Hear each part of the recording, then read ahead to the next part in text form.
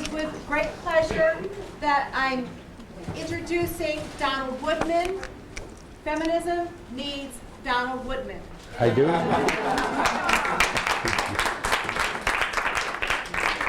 Donald is a photographer with work in national and international exhibitions. His work is now going to be archived, 4 decades of his work archived at the New Mexico History Museum. And so that is, so the work of Donald is, and if you look at his photographs and his work, there is a feminist vision and voice within his art in and of itself. The other aspect, though, Donald and Judy worked on the Holocaust project. That was their 8-year journey of creating an artwork together, this collaborative that developed then into, afterwards, several different teaching projects. So the focus of this conference is about reconceptualizing studio pedagogy, studio curriculum, studio art education. Donald has been in the forefront of bringing a feminist perspective to that. And it's with great pleasure that you are here, and you longtime friend and supporter of course, Judy, but Through the Flower, and also of me. Thanks, Karen.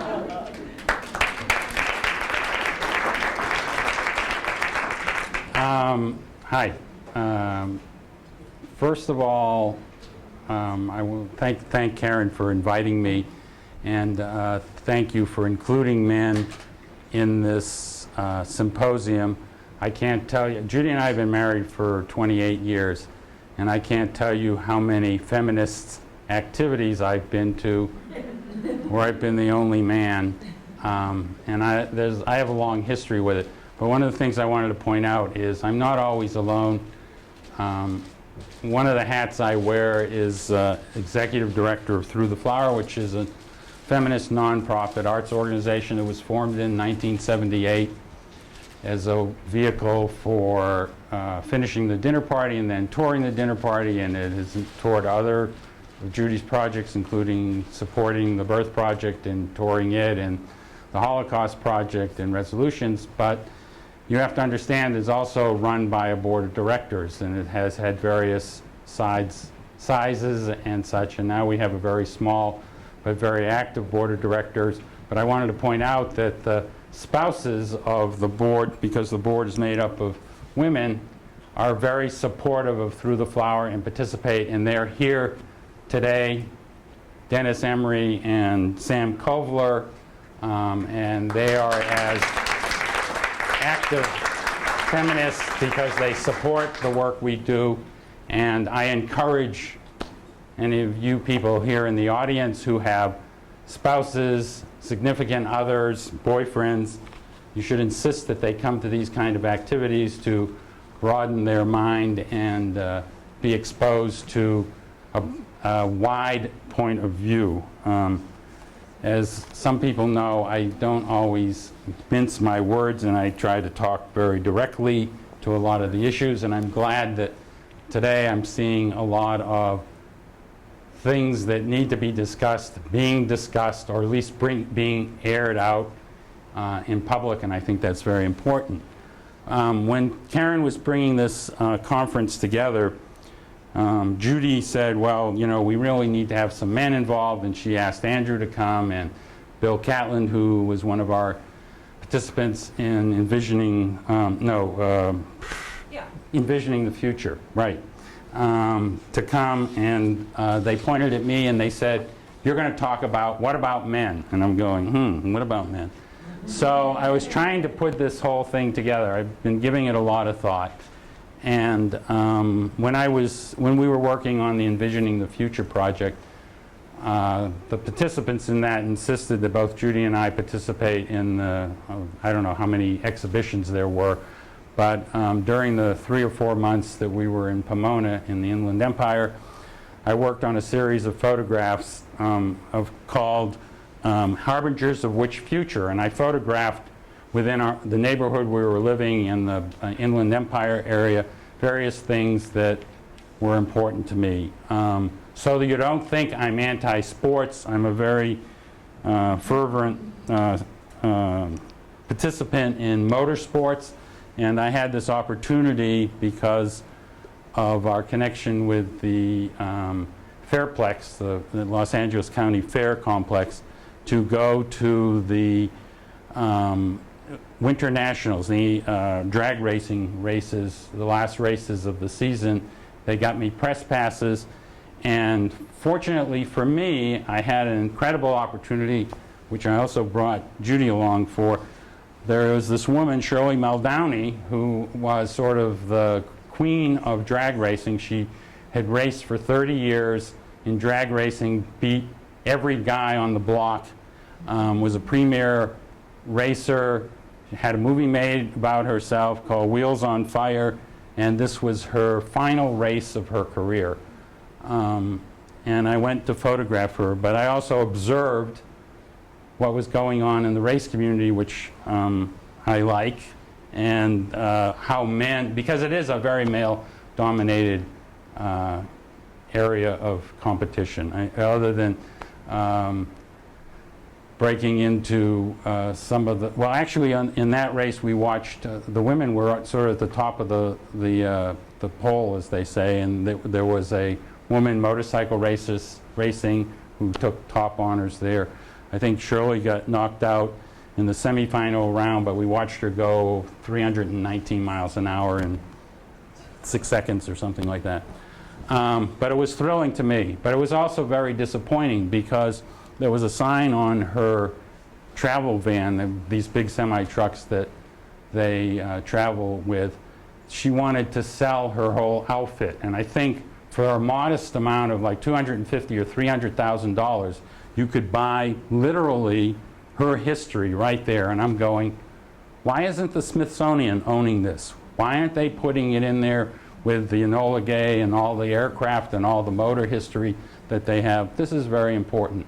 And that never happened, and you know, her career has been sort of eclipsed and forgotten about. But also, this particular image I did brought to mind this question about, what about men?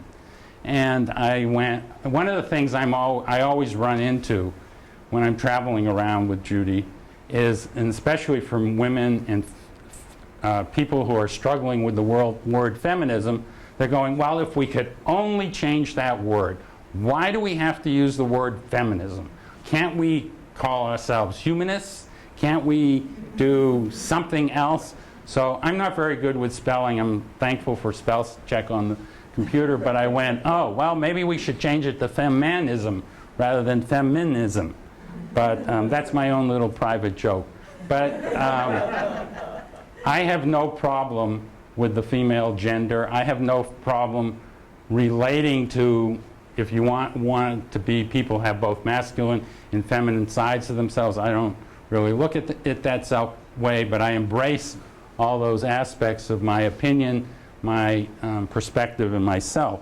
So is this issue about what about men and feminism complicated? Well, yes it is, and no it isn't, because sometimes it's very simple.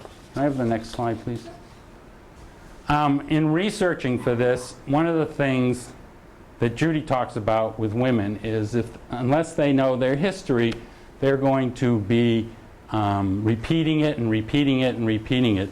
And one of the things, I had the opportunity because of what's happening this year with Judy. We went to the Schlesinger Library about women at Radcliffe Harvard, and I was talking with the historians there, and I said, gee, you know, Judy discovered in writing Institutional Time that men were involved in the suffragette movement. I said, but I've been scouring the internet trying to find images or trying to find out more information about that, but I can't. I said, do you have anything in your archives, photographic, because I'm a visual person, that I can deal with this? And so they were sort of doing for me some research work, which I was very appreciative of, scouring their archive for that material. Well, in waiting for them to do that, I kept thinking back, and Jackie, when she did her talk yesterday, talked about Abigail Adams going to her husband and said, don't forget the ladies. Well, one of the things as a man, and I'm sure it's more poignant for women, that I didn't I mean, I probably knew about, but I didn't really understand, was that women had to come to men and ask their permission to get the vote. And I'm going, is this crazy or is this crazy?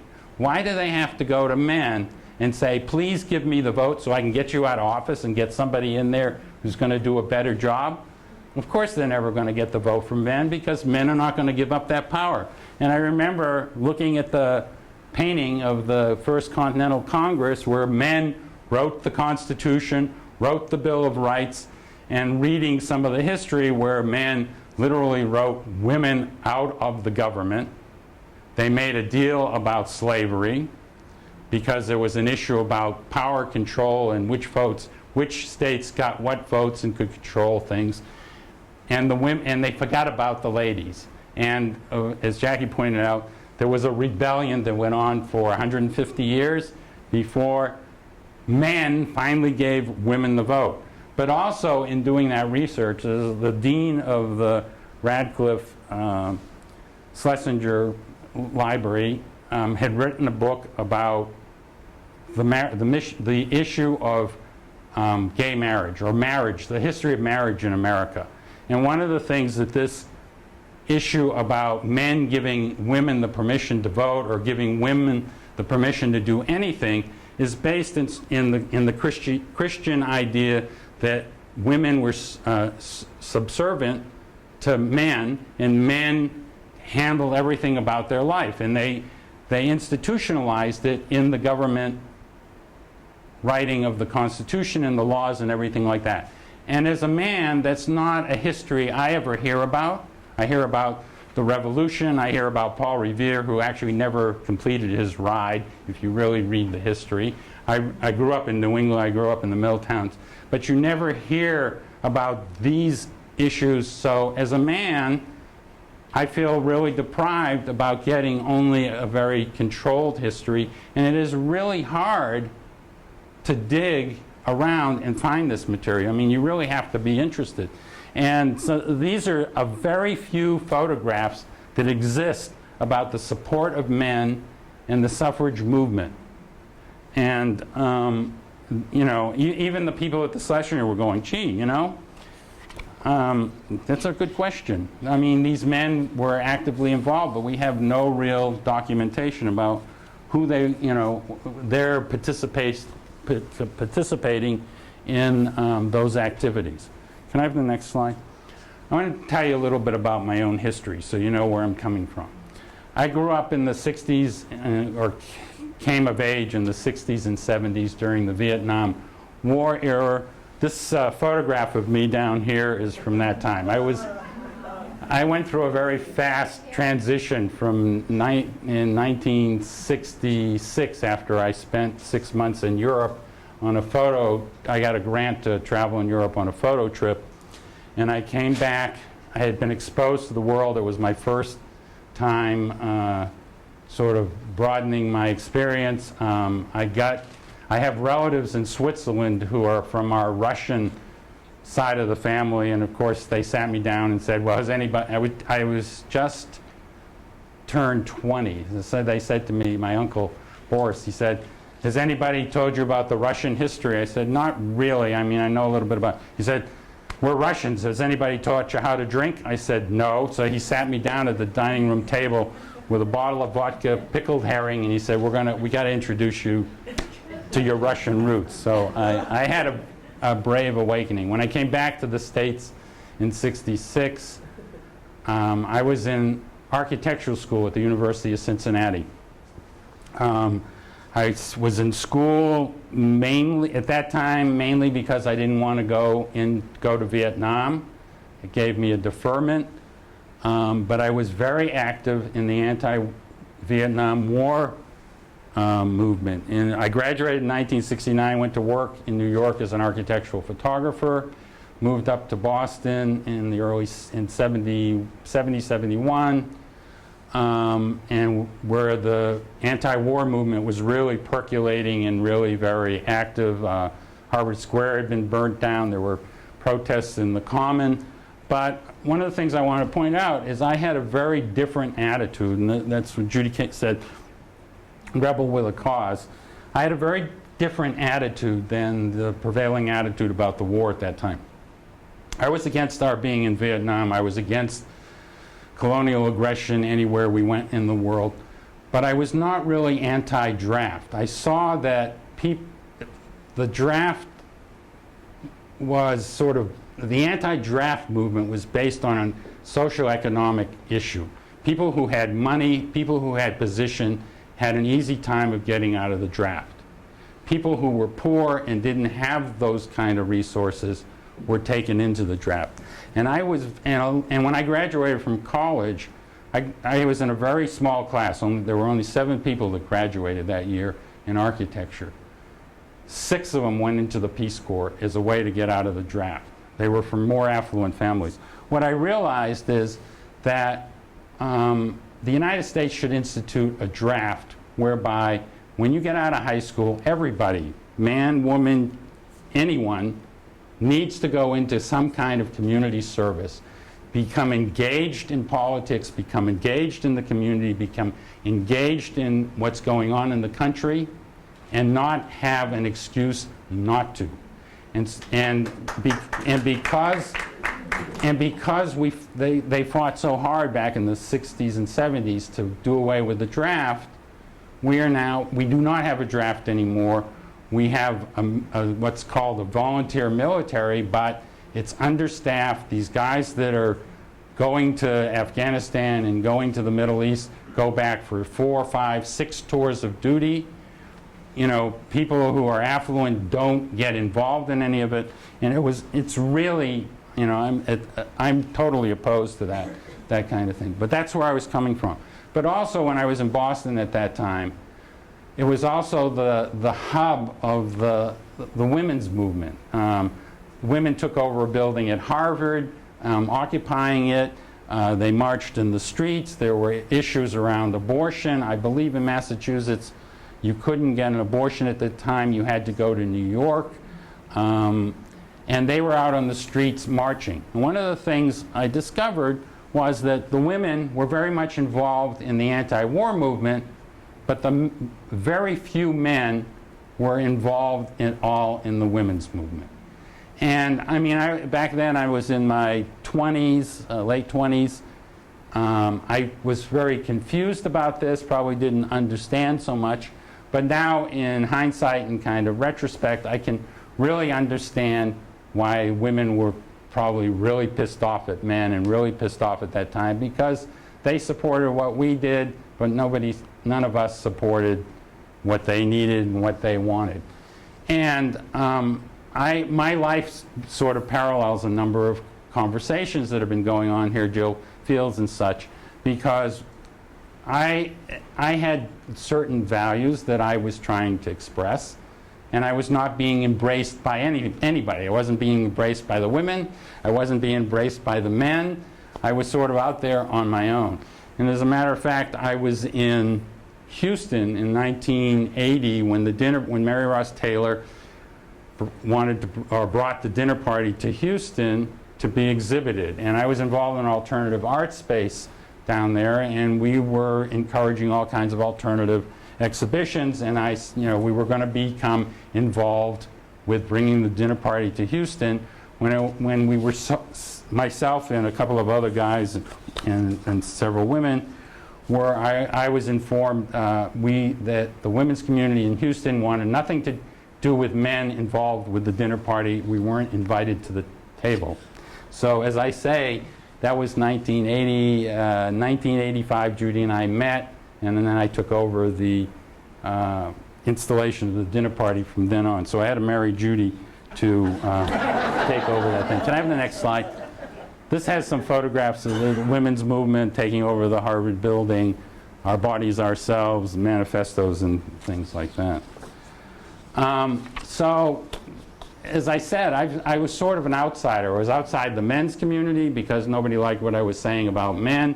I was outside of the women's community because they were so angry at men. They didn't want to embrace people that were trying to embrace their causes. and that sort of left me a bit confused. One of the things I wanted to talk about today in terms of this conversation is how difficult it is to be a man in our society and speak out about the dominant culture.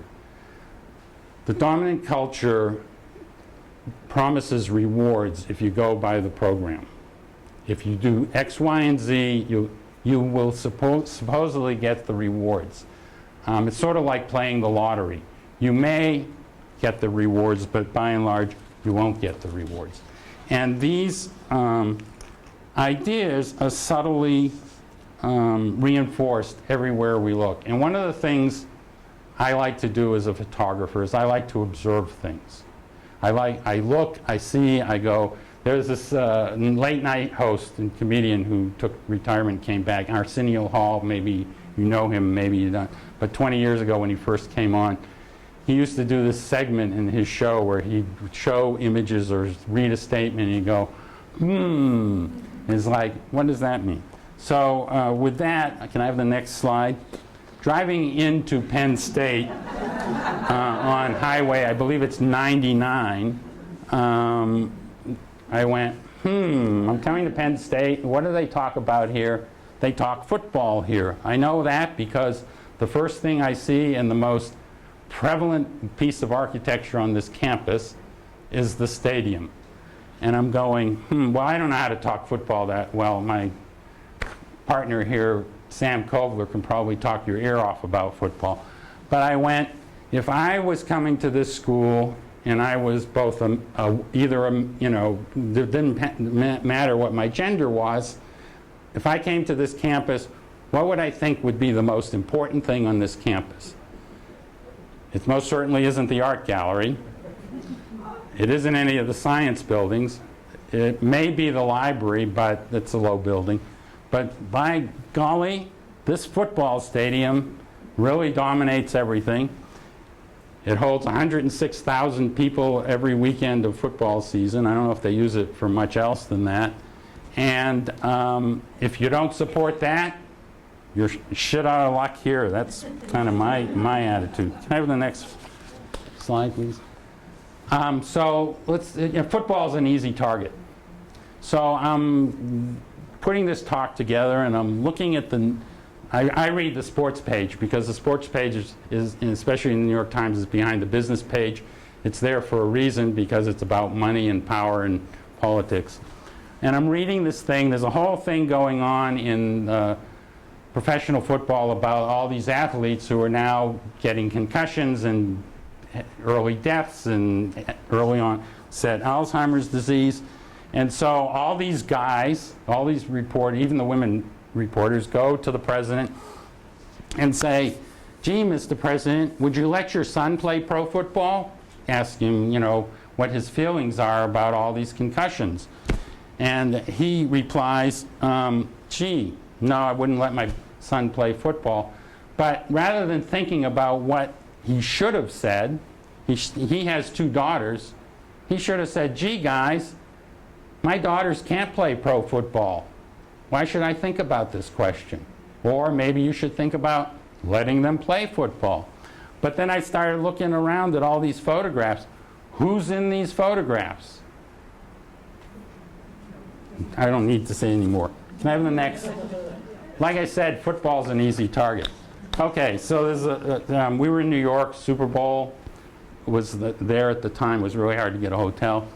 I'm reading away in the news in the sports section, and there are these two athletes. This guy Jonathan Martin and this athlete Richard Sherman. Now these guys are not stupid. They both went to Stanford University.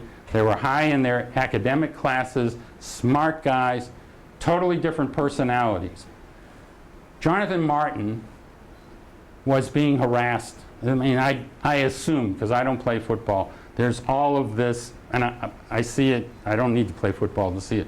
There are all these guys that are always on your case, always trying to get you to support the male position, to support the dominant culture, to support the prevailing ideas. And in football, it's both done verbally and physically. And I don't, you all know the language that's used. It's racist, it's sexist. I don't need to repeat it. Jonathan Martin was severely harassed. Originally, it was brought out by one person, Richie Incognito, but then they discovered there were other people on the team that were doing this too. It was caught up in this debate about football players being paid bounties to take out quarterbacks and other players from the other team. And Jonathan Martin got up and walked away from it all. Now, technically he can't do that because he's under contract to a team, but he just said, I've had enough of this shit.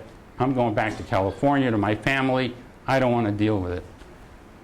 Richard Sherman, who is a very energetic, boastful, rah-rah kind of guy, harasses opposing teammates, gets written up in the news about his actions and his gung-ho attitude. And I always thought this photograph of him being adulated by these fans who support that kind of attitude was unbelievable. He gets rewarded, he goes to the Super Bowl, he gets tens of thousands of dollars. I don't need to say any more about football, and I don't need to say any more about how men treat each other. I wish there were more men in this audience that could hear that and speak out about it. Can I have the next? So we're back to the Arsenio Hall moment. So Judy and I are reading the newspaper. Like I said, I'm reading the sports page. And I only read the sports page to see who's been raped, murdered, or assaulted. And the Olympics are going on. And Judy says, gee, isn't that strange? These women are in the two-man bobsled race. I wonder, I said to her, gee, maybe when you put a helmet on, you get a gender change or something like that.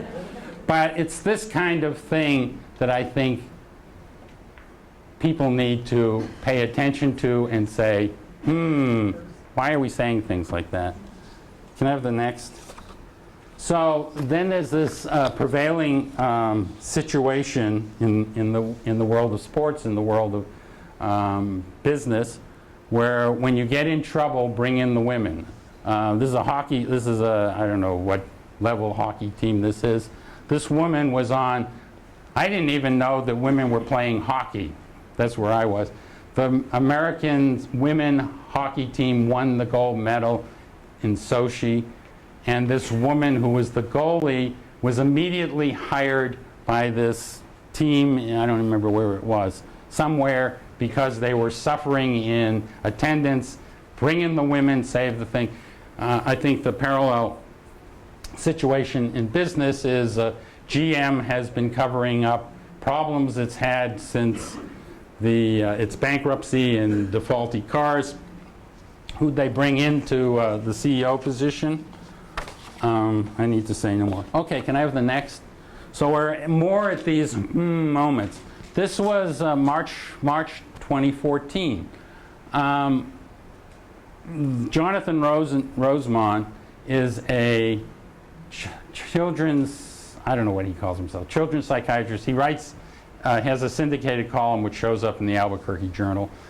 He sort of argues against the permissive child rearing tactics that we came up in the latter part of the 20th century and rallies, against overindulging your kids and things like that. And so I read his column, and sometimes I agree with his advice and sometimes I don't.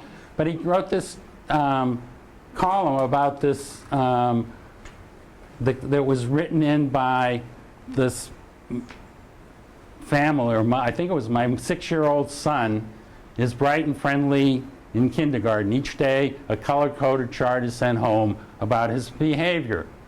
This year, he's gone through several spells during which he will have a bad color for several days in a row. Each time this occurs, we punish him by not allowing him to play soccer, sending him to bed early, etc., etc., etc. So he gives them advice about how to deal with it, and he says, talking impulsively and not keeping one's hands to oneself is a symptom of being a boy. And he goes on to say, unfortunately, schools have lost tolerance for boy. They hold boys to a female standard of behavior. And I'm going, What's a female standard of behavior that they're holding boys to, that they're not holding girls to a boy's standard of behavior? It's like we live in a crazy world. That's why I said it's simple, but it's complicated. Can I have the next?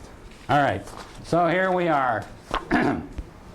In the male world, even if you're bad, you get rewarded. We know the Wolf of Wall Street. This is Jordan Belfort, who was convicted and went to jail for 3 years for bilking millions of dollars out of people maybe who should have known better. I'm not going to defend people who want to get rich quick and, you know, listen to people like Bernie Maddox and things like that and say, oh, I can triple your money in 2 days and things like that. But he comes out, sells the movie rights to his book, gets, I think, what was it, $30,000 or $40,000 a talk? And I go, maybe the penalty was, rather than slacking him on the hands, putting him in jail for 3 years, he should be only allowed to take home $20,000 a year, and everything else he makes above that goes to his victims. Anyway, can I have the next? Okay, so we have here an endless inflation of men. We see this every day, over and over and over, and I feel most people are totally unconscious about this. So here we have the latest hit movie to come out, The Monument Men. In reality, the movie, you know, and these are our favorite actors. You know, is the it's like were there any women in this thing? I don't think so. New York Times came out with an article about not all monument men were men, and in essence, they're some of the most important and driving forces around the saving of works of art and rescuing things from what the Nazis had looted during the Second World War were orchestrated and dealt with by women, but they weren't men, so when they made the movie, I guess they couldn't. Movies are lifted plots from previous movies, and since there weren't any women in previous movies, they couldn't rewrite the plot to include the real story of who were involved. But the thing that was interesting to me is this woman who was one of the key players in this and has spent her whole life actually reclaiming historical elements that had been looted, even from Vietnam, and I think she was involved in some of the works that were looted out of Iraq. The only reason we know anything about her is she was a Sarah Lawrence graduate, and she gave her papers to Sarah Lawrence, and people rifling around in the archive. Actually, she worked for the if I remember the story correctly, she worked for the Museum of Modern Art in Boston. They had 2 boxes of her papers sitting on a shelf for years. And these papers eventually went to Sarah Lawrence because that's where she had given her paper. And in there was the whole history of her participation in the Monument Men. And with that note about how unconscious we are about the prevailing attitudes and issues that men hammer us over, both men and women, are hammered over the heads with constantly about what the prevailing culture wants, I will leave you for any questions or discussions you want to have. Thank you.